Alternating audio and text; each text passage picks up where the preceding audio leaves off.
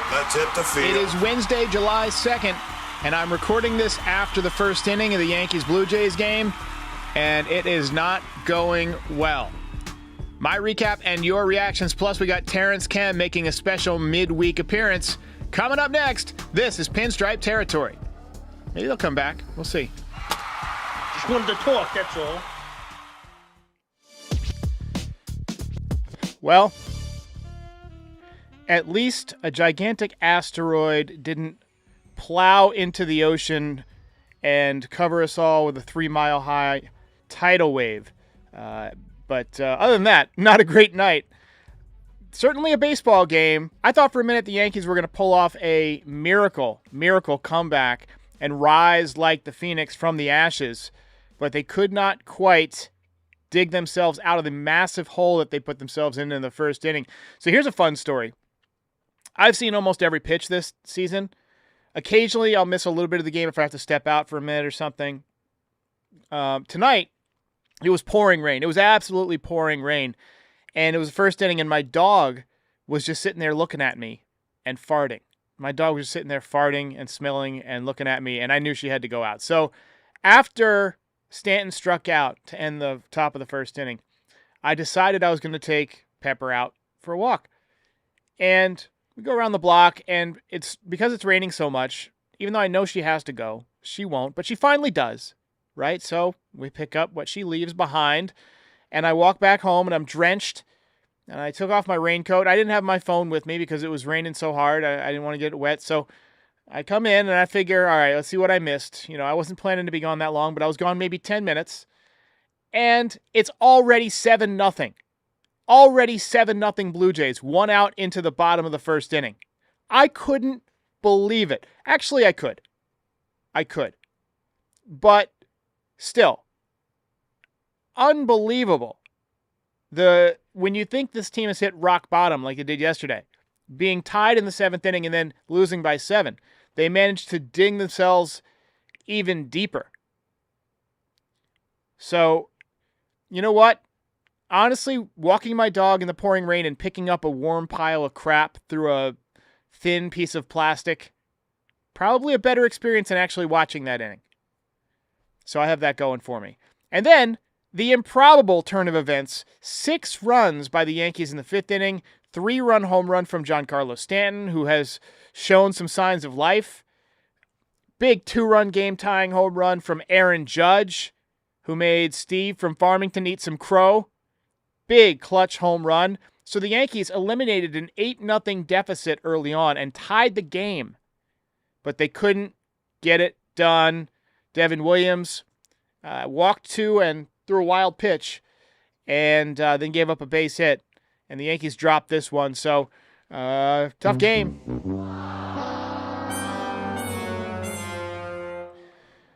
So once again, Judge's clutch home run gets wasted. It's like whenever he does get a clutch home run, it gets wasted. You remember the home run against Clase in the ALCS against the Guardians? Yankees lost that game, okay?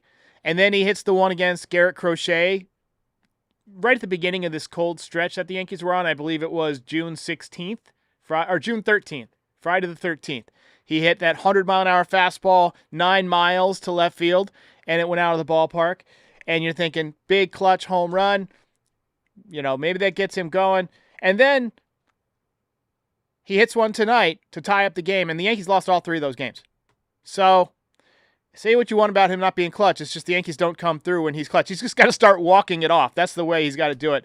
Joining me tonight on a rare Wednesday night appearance is my buddy Terrence Kem. All right, let's go. Let's get it going.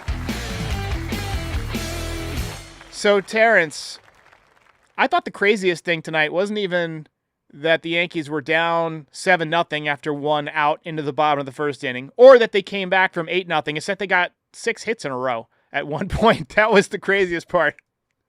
How you doing, man? Not good. It's not what you want. I was texting Derek during the game. I was like, I'm available tonight. I got to come on. I got to rant. And then as soon as I sent Derek that text, they had like 6 hits in a row. And I was like, wait a second. Maybe they might just pull something here. And this will be the World Series when last time they won in 2009, DVDs were still a thing. All right. I don't know if the If the Yankees ever win a World Series again in 30 years or whatever, maybe it'll be on streaming. I don't know. But there's always that turning point game. This is the game when the Yankees weren't playing well, and then they won this improbable game, and the whole season turned around, and they went on win the World Series. That was supposed to be this game, and it wasn't. Blew it. I don't know other way to put it. Just blew it. As you said before, Derek, they totally ruined another Judge iconic home run. I was thinking that as you were saying it. Totally true. It's just this stretch of baseball, and you can talk about it's the 162, the ups and downs of the season. I don't want to hear it, man. This is a point where it's just like, I don't want to hear it. They had a 7-game lead in the AL East. All you had to do is play pretty well, and you probably win the division. Blew it. That's evaporated now. The Rays and the Blue Jays are now right there with you with first place in the division. Now you're battling two teams. The Tigers are going to win their division, probably running away. That leaves the Guardians in there for a wild card spot if you're going to be a wild card team. I think Boston isn't really going to be not heard from. They could come alive at the end of the season and also be battling for a wild card spot. And all of a sudden, you're not in a position that you want to be, man. I got to kill Volpe for a second. I mean, 151 runners in scoring position left on base this year. Terrible. That's insane. Terrible. That's insane. We're going to get to him during State of the Yanks. I want to get through like a few other things from this game first. Let's just cover a couple of the positives tonight. We did get a 3-run home run from Giancarlo Stanton. So right before that, he had fouled one off or swung through it. I can't remember. And David Cohn said, "Wow, that was the Giancarlo swing that we're used to seeing." And he hit a 3-run home run. And we did see some signs of life from the team tonight, right? They didn't completely pack it in. They were down 8-0, and it was like they felt they had nothing to lose. It reminded me of Charles, I think his name was Charles Jocelyn. He was the baker on the Titanic when it hit the iceberg and started sinking, and they were out of lifeboats. He got really drunk and just kind of rode the ship down into the ocean, and he survived, right? I mean, it was just like a crazy story. But he figured he had nothing to lose. I figured the Yankees thought they had nothing to lose after being down 8-0, and they played nice and relaxed, which is something we haven't seen for a while. But once again, they came up short. Let's get to State of the Yanks because we got a lot of negative to cover now that we got the positive out of the way. State of the Yanks. So Anthony Volpe tonight hit into a enormous double play once again. Okay. And I got to say, I feel like I'm officially off the Volpe bandwagon. It's been 2.5 years. He should be entering his prime. And it's like he keeps taking, one step forward, 2 steps back. And it's just frustrating. I mean, we've seen this happen before. We've seen guys, just never quite develop with the Yankees for whatever reason. Some guys, come from out of nowhere and have, Robinson Cano was not a heralded prospect, right? He kind of came up quick and yeah. And then there's guys like, Phil Hughes and Jabba Chamberlain, guys who are these massive prospects, Jesus Montero, Clint Frazier, the list goes on, that are massive prospects, and they just never quite develop. So finish your thought on Volpe, because we've got some general grievances. If I may ask, Derek, would you pull up Anthony Volpe's Baseball Savant page that I'm looking at right now and just look at this absolute dumpster fire that I'm looking? Now, I've had the pleasure of meeting Mr. Volpe in person a few weeks back. Fielding is the one that really jumps out at you to me. Look at that. The range is terrible. The arm strength is terrible. This guy is a guy who won a gold glove his rookie year. He's got like 11 errors on the season. I think it's like 3rd in Major League Baseball, 2nd in the American League. Absolutely awful. Awful. He's never had a great arm, but he's made it work for himself and played a solid shortstop until this point. If you're going to suck in the field at playing shortstop, you better hit, man. You better hit. Ellie De La Cruz is a terrible defensive shortstop, but the guy mashes. He's probably going to end up in center field, but that's whatever. The guy just hits the crap out of the ball, and he's terrible in the field, so you kind of live with it. Anthony Volpe, if you're going to hit like 240 or 250. He's in 226. Yeah. He's hitting 226, but I'm going to paint a picture here. If Anthony Volpe hit 250 with 85 RBIs and about 15 to 20 home runs and played elite defense, I'd sign up for that. I would sign up for that and be absolutely okay with it, putting him in the 9 hole to flip the lineup. But if you're not going to field, you got to show me more than that, man. And then to make matters worse, his interview post game, I wanted to throw my phone at the TV, dude. Well, that's baseball. You got to stay aggressive. No, that sucks. That's a terrible answer. I'm sorry. What you got to give them there is, I got to be better. That was a bad play. That was a bad play on my end. I got to be better. That's it. That's the answer to that question, man. What are we doing? I swear to God, I've never been so frustrated with a player before because I hated that answer. And the thing that really pissed me off, Derek, and I'll finish my Volpe rant here. I'm watching the game. He's standing on second, and he's chatting with Clement over at short. Laughing. And that's fine. I get it that players, they talk to each other. That's fine. There's this camaraderie between each other. But he's like smiling and laughing and stuff like that. Terrible look. Absolutely awful look. You're getting crushed. You lost the American League East Division lead. Terrible. Stone cold face. Why is Kobe Bryant and Michael Jordan some of the greatest athletes that we've ever seen? Because those guys were killers. Killers. Yeah. Tom Brady, another one. That's the mentality. Yeah, the mentality there. And wow, awful. Come up for air, man. I think that's the angriest we've ever seen Terrence Kemp in his Pinstripe Territory career. Yeah, I mean, you said a lot of things that I think a lot of us are feeling, and that was a lot of truth there. I really don't like to see guys kidding around when you're losing. When you're getting beat bad, I agree with you. I think this is a bad look. His interview, I felt like, take a little bit more accountability. I agree with that. He's had some really tough moments in the field. I feel like he got robbed of some hits in this series. So like I definitely saw a couple of positives offensively, but he's still in big spots like double play. Like I don't trust him as a hitter, right? And I don't know if I'll ever trust him as a hitter. I mean, the problem is who else are you going to put in there? I mean, Peraza has already shown that he can't really hit. I mean, maybe you give him maybe you say, hey, look, Volpe, go down to Double-A for a couple weeks, a month, whatever it is. Rebuild your swing into the guy we saw the first half of last year. A more controlled swing where we don't need you to try and hit for power. Aiden mentioned this the other day, that he doesn't hit the ball very hard, so he has to really, really load up and swing hard to put exit velo on it. Whereas if he just swung to make contact, like we talked about his player archetype, and use his wheels and hit the ball where they ain't, kind of old school baseball, he might be having a lot more success. When he was getting on base every single day last year, that was who we thought Volpe was going to be. Like that, I never had any delusions that he was going to be Derek Jeter, but he was hitting 290 at one point last year and was stealing bags and was scoring runs. And I was thinking, all right, kid's going to be in contention for an all-star spot like year in and year out, even if it's not as a starter, like even if Gunnar Henderson's the starter or Bobby Witt's the starter, we're going to have a chance to have like a solid shortstop for a while. But since then, since about June last year, he's just taken an enormous step backwards. And maybe it's time to ditch the torpedo bat. I mean, Stanton, he's been using the torpedo bat. He's got one home run in 15 games, I mean, how cold has Goldschmidt been using it? Austin Wells, he's been pretty much ice cold. Like, has the league figured out, hey, you just pitch these guys a little more inside with the torpedo bat and they can't, they can't do anything with it. Jazz already ditched it, right? He already, and he's been hitting so much better. He's been hitting way better. Yeah.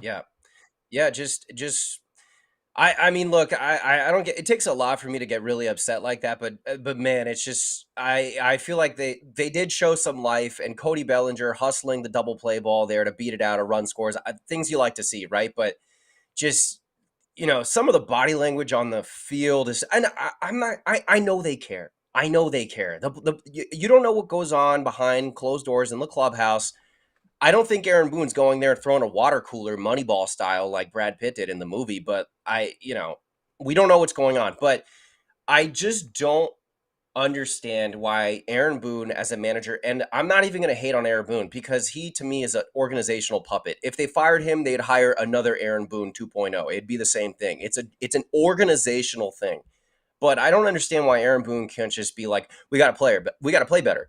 We got to play better, period. Right. We believe in our guys. We think they're capable of better, but we got to play better. I can't stand this, Animal House. All is well. All is well. No, it's not. No, it's not. The ship is sinking. It's sinking. We are taking on water. Right. We need urgency. Yes. I mean, to borrow another, Titanic parlance, the watertight compartments are filling rapidly. And things are not looking good. Hey, I got to get to the quick ad, and then we've got like 7 or 8 voicemails. We got a bunch of voicemails tonight that I want to play through. So if you're a fan of the voicemail, stick around. Quick 60-second ad from our guys at DraftKings. Nothing says summer like long days, clutch plays, and firing off a few bets on the game. All with DraftKings Sportsbook. Never bet on baseball before? It's easy. Pick a guy to go yard, hammer some live odds mid-game, or just ride with your squad and hope for the best. Here's something special for first-timers. New DraftKings customers bet $5 and get $150 in bonus bets instantly. Download the DraftKings Sportsbook app and use code FOUL. That's code FOUL, F-O-U-L, for new customers to get $150 in bonus bets instantly when you bet just $5. Only on DraftKings. The crown is yours. Gambling problem? Call 1-800-GAMBLER. In New York, call 877-8-HOPE-NY or text HOPE-NY 467-369.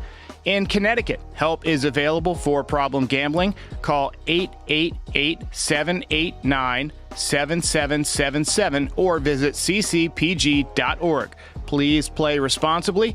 On behalf of Boot Hill Casino and Resort in Kansas, 21 plus age and eligibility varies by jurisdiction. Void in Ontario. New customers only. Bonus bets expire 168 hours after issuance. For additional terms and responsible gaming resources, see dkng.co/audio. All right. So I accidentally ran the long one. It's supposed to be a 60-second version. I ran the 90-second version. So free 30 seconds to DraftKings. So we got some voicemails here. I want to play. Sometimes we get voicemails with sequels. You're a movie guy. You're out west. You're going to be on Netflix soon. You're going to play a young Christopher Reeves in the Superman biopic. So here is a quick doubleheader here from Danny. Yeah, Derek. Danny from California, 7-0 first inning. This team's going absolutely nowhere. Bring on the NFL. And then he called back after the Judge home run. Hey, Derek. Danny from California. I called you when it was 7-0 and said, bring on the NFL. I know you're not going to play this on the air, but fuck the NFL. Let's fucking go! Judge just... Anyway. Hey, Derek, it's Mo. I know I've called in a bunch of times. Holy fuck. Anthony Volpe. What a way to have a signature moment. That was your chance, man. Yeah, that double play killed us, man. That one stung. We got a call about the pitching, which I've been watching the Yankees forever. The pitching is just out of control, and the only way it's ever going to get fixed, because I've been yelling about pitching for about 10 years now, the only way it's going to get fixed is if the fans stop supporting this team buying tickets. I don't think the pitching has been all that bad over this stretch. I think it's mostly been on the offense, but yeah, pitching tonight was not good. I want to talk about Will Warren, but let me play this first quick call about Warren. Hey, Derek, it's Mike. I think we all know that Will Warren is just not the answer. Blue Jays used absolutely no lube in that first inning. I think it's time to go with somebody else. So what are your thoughts on Will Warren? I'm going to pull up his StatCast. Obviously, it's not going to include tonight's atrocious start, but at least he hung in there and got some outs. Like he took one for the team. But we're going to pull up Will Warren here. I feel like I've noticed something about Will Warren is that when he's bad, he's like really bad. Really? And when he's good, he's really good. Like there's Jekyll and Hyde to him a little bit. I think that's kind of the sign of a young pitcher. He pitched terrible tonight. Like that's it, period. He didn't pitch good. But I'm not going to kill him because he has pitched quite well, I think, overall for the season. I'm isolating this game and also the start, what was it, against the Dodgers? So the Dodgers starting tonight sucked. They were awful. Terrible starts. You can't paint it any other way. I could honestly ask Aaron Boone in the press room right now, like what he thought of those two starts. And he'd be like, well, I thought he threw the ball really well. He had good spin on it, but they just kind of got to a couple pitches, put some good swings on the ball, and that's baseball. I don't want to hear that. All right. That was a terrible start. He's young. He'll watch the film. He'll make the adjustments, and he'll be fine. Whatever. But overall, he's pitched pretty well this season, other than those 2 starts. We got some people saying they still have faith in Will Warren. I still think he's going to be all right. And he showed me something by hanging in there. And at least, he took his licks like a man. Everybody has starts like that once in a while. I remember when Clark Schmidt first came up, he had a couple of games like that where he just got absolutely shellacked. And he's turned into a pretty solid pitcher. Everybody has days like that when they're first trying to break into the league. Other than that, not a lot of positives from his outing. I mean, he was right down the middle early on. The movement wasn't there. Hey, just a tough night. You just got to just say, hey, screw it. Yeah. It's 7-0 in the first goddamn inning, and I'm no longer watching this team tonight. I can't afford here to stress myself because I know the Yankees don't have a goddamn fight in them, so I'm going to turn this game off. Well, you missed a comeback. Yeah, I got a bunch of those. I probably got 20 of them, but I'm not going to play them all, obviously. But I this is during the commercials. This is what I do. I listen to the takes. It helps me craft the show. It's like, what do people want to talk about? And I mean, that was just a very odd baseball game, Terrence. Yeah, man. Yeah, just super frustrating because you thought when Judge hit the homer, dude, I was like, they're about to break out of it. Yeah, I thought not only the game, I was like this. I thought first inning was rock bottom, right? And everything is like going back up. I was like, that was what they needed. They needed that punch. They needed that embarrassment. But now it's like, well, it just gets way worse. Yeah, it's just so much worse. But when Judge hit that homer, I thought that if they had gone on to win the game, I thought that there was going to be some report that came out that like Stanton took everybody down in the clubhouse, kind of like in 2016 Game 7 of the World Series with the rain delay when Jason Hayward took the Cubs down to their locker room and kind of talked to them. I thought there was going to be like something that came out like that, like somebody threw a chair or something, like got really upset. But no, they lost and they ruined another iconic Judge home run, the Clase, the Crochet one, and now the Jimmy Garcia in Toronto. So, what are your thoughts on Devin Williams? We got a comment here. Well, he obviously started the season really rocky, and then he had a really nice string of appearances, and then tonight he didn't pitch well. The pass ball on Rice, that to me is really frustrating because that to me is like a new school catching problem where you set up for the changeup on the outside part of the plate, I think it was, and then like you do the one knee thing. And because that's the new school way of catching and that's what they're taught, you're not able to kind of cover the other side of the plate. So you try to do this like backhanded pick sort of thing and the ball gets by Rice and doesn't get his body in front of it. And Springer scores. God, I hate that guy so much. I hate Springer. Oh, man. I hate him so much. Doesn't he have the worst face? Like his face. I just hate his face. Not even his baseball, just his general face. We had so we don't typically take song requests on this channel, but we had this one for for Will Warren tonight. It's time to stop throwing these fucking meatballs. That was the remix, the uncensored version. Right. Yeah, man. Just obvious. I think the game showed what the obvious holes are in the team. And I don't know what's going to be available at the deadline and what they can realistically acquire and give up what and whatnot. But they need legitimately, I think they need 2 arms in the bullpen, especially with Fernando Cruz getting hurt. They need 2 arms in the bullpen now because the pen is just spent, man. It's just spent.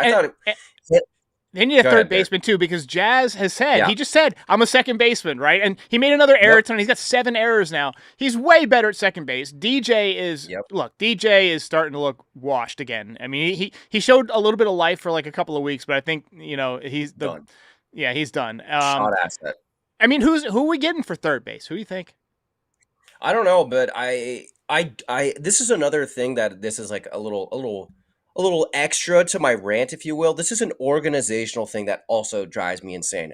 Why are they playing DJ LeMahieu at second and Jazz at third? What are we doing? I heard Michael Kay go on this rant where he was saying, like, when Paul Goldschmidt plays first, other than Ben Rice, you have 3 out of 4 infield positions that are question marks in defense because Anthony Volpe has not been a good defender this year. So him at shortstop, And then Jazz not playing well at third, and DJ with 0 range at second.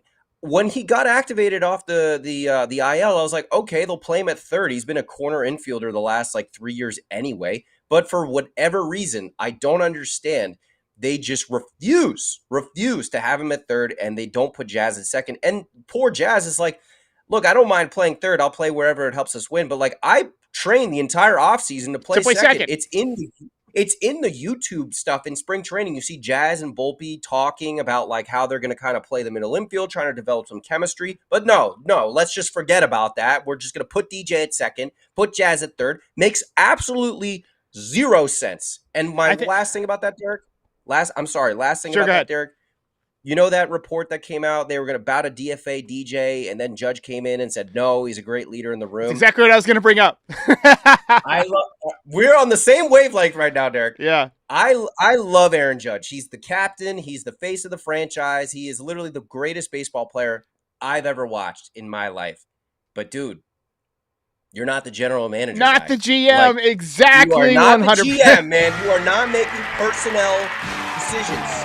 It is very, very rare when a great player is also a great executive. I think Jerry West is the only one in basketball. Seriously. Yeah. Great players usually don't make good GMs because they're too emotional and they're friends with their teammates. If you're an executive, you got to be cold-blooded, man. You got to be cold-blooded. Chris Young, I mean, he won a World Series with the Rangers, but again, he wasn't a star, and then Buster Posey's with the Giants now. I don't even know how they're doing. I haven't checked the standings recently, but I'm going to check real quick. I'm going to find out how the Giants are doing. I think they're in third place. Yeah, they're 45 and 41. So, I mean, it was a nice move to get Devers out of the AL East, but TK, another tough night for the Yankees. You're going to the games, Citi Field this weekend, so have a good time. Be sure to, wear your Yankees stuff with pride and be sure to boo Juan Soto for us. I'm be chirping Soto for sure. For sure. All right, ladies and gentlemen, tough night for the Yanks. We'll see you next time. If you made it this far, do us a favor, hit the like button, hit the subscribe button, and join our community. You can also be a part of the show by calling in at 718-899-1068. Also, part of the way that we maintain and fund all of this is through NYYDesigns.shop. Check it out now. Get all sorts of fun Yankees merch, hats, hoodies, zip-ups, beanies, mugs, you name it. We've got it. Check it out, NYYDesigns.shop. And check out Pinstripe Territory on all your favorite podcast platforms. We are the official Yankees podcast of the Foul Territory Network. We're here for post-game shows after every single game, and we're here before a lot of games to talk about the game, preview the lineup, the pitching matchups, and things like that. And we're here all off-season to talk about the latest in Yankees rumors, news, etc. Join our community. We'll see you next time.